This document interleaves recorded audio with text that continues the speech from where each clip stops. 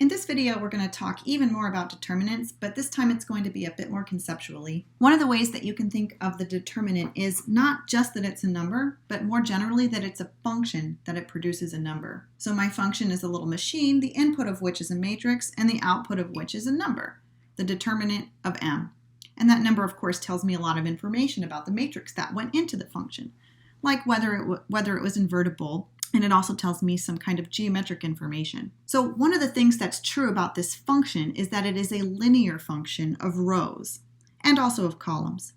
What exactly does that mean? A linear function of rows, it's important to emphasize the of rows part, means that the determinant as a function satisfies two rules.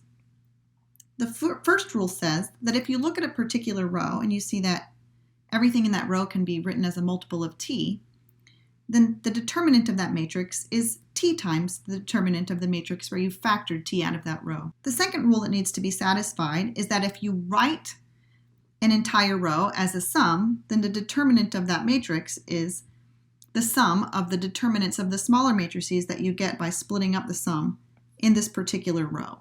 If I state these rules more generally, like for a general function f as opposed to just determinants, then the two rules that are satisfied can be described as f of a plus b is equal to f of a plus f of b, and f of ta is t times f of a. A linear function satisfies these two properties, and the determinant is a linear function of rows. This does not mean that the determinant of a plus b is equal to the determinant of a plus the determinant of b. It's not a linear function of the entire matrix. So you should think of this as being a kind of one row at a time linearity. Let's make some observations and do some examples. The first observation is that this is how area and volume work too. Let's think about taking a square whose sides are length 1. The area is length times width, which is 1 times 1. Now what happens if you scale one of the sides of that square so that you have a 3 by 1 rectangle? The area of that rectangle is 3. So you scaled one of the sides so that it is length 3, and the area went up by 3 as well. What happens if you take a 2 by 1 rectangle and you split it up into two smaller rectangles? Each one of those rectangles is 1 by 1. 1 plus 1 is equal to 2, of course, but you can also write this as 1 plus 1 times 1. What we're seeing here is a manifestation of those same linearity properties that we saw with determinant. And this is not coincidental. Let's describe what's happening in the context of a determinant. I can think of my 1 by 1 rectangle as corresponding with this matrix that has 1, 0, and 0, 1 as its entries. And these are describing the exact coordinates of the vertices of that rectangle.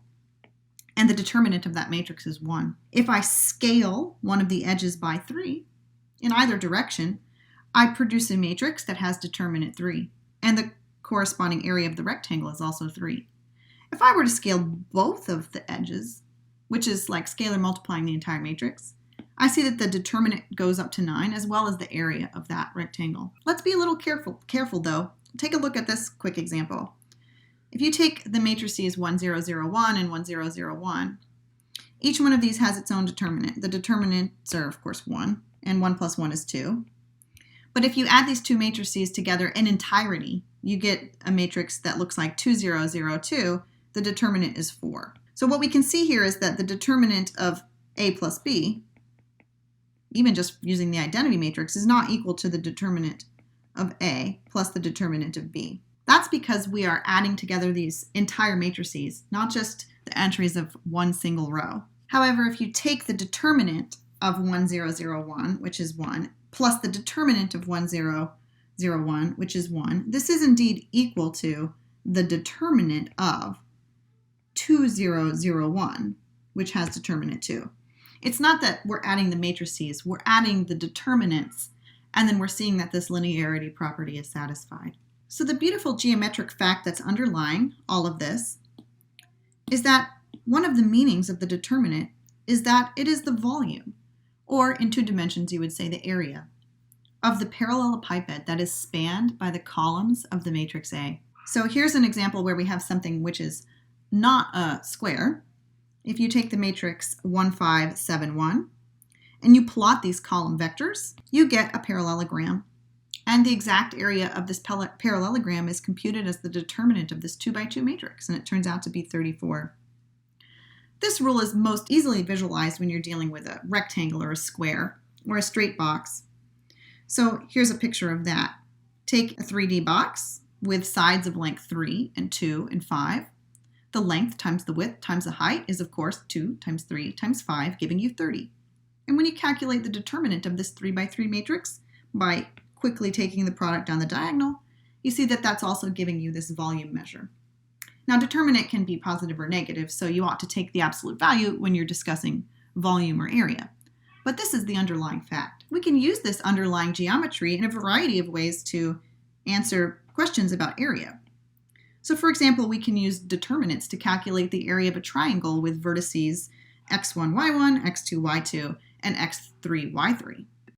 The quick formula for this is that this area calculation is given by 1/2 of the determinant of the matrix that you populate with the vertices of this triangle along with some additional ones. Let's try and reason through why this quick formula is true. We're actually going to do this by working backwards. So what we're going to start with is the matrix that has x1, y1 appended with 1 and x2, y2 appended with 1 and so on. And let's work out the determinant formula using our cofactor expansion method. If we do that, let's do cofactor expansion along the row that contains the ones. Then we will have 1 times the determinant of a smaller matrix minus 1 times the determinant of another smaller matrix plus 1 times the determinant of a third smaller matrix. Each one of these smaller matrices is a 2 by 2, and so we use our little 2 by 2 formula to write everything out. x2, y3 minus x3, y2, and so on and so forth. So why is this the area of the triangle? Or rather, twice the area of the triangle. We can see this if we plot out our triangle using the coordinates. So in this problem, we know that the vertices of the triangle are given by x1, y1, x2, y2, and x3, y3. So that means that this triangle is really, in some sense, spanned by 2 vectors. And these 2 vectors are what I've called v and w. They're edges of the triangle. And using Euclidean distance formulas, we can write down what these vectors are. The vector v goes from x1 to x3 and y1 to y3.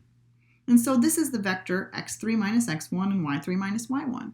The edge of the triangle that we call w is a vector that's specified by x2 minus x1 and y2 minus y1.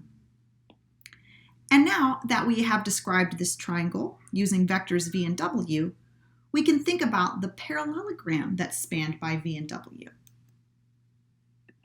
That parallelogram we draw by placing the vectors tip to tail.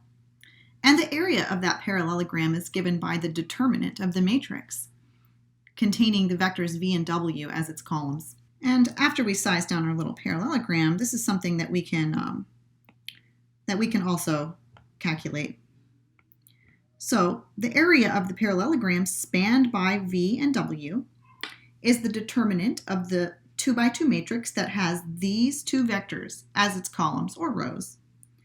I've written them down here, and we see that that determinant is the following product. And all you have to do is check that this expression simplifies to the one that we see above, which it does.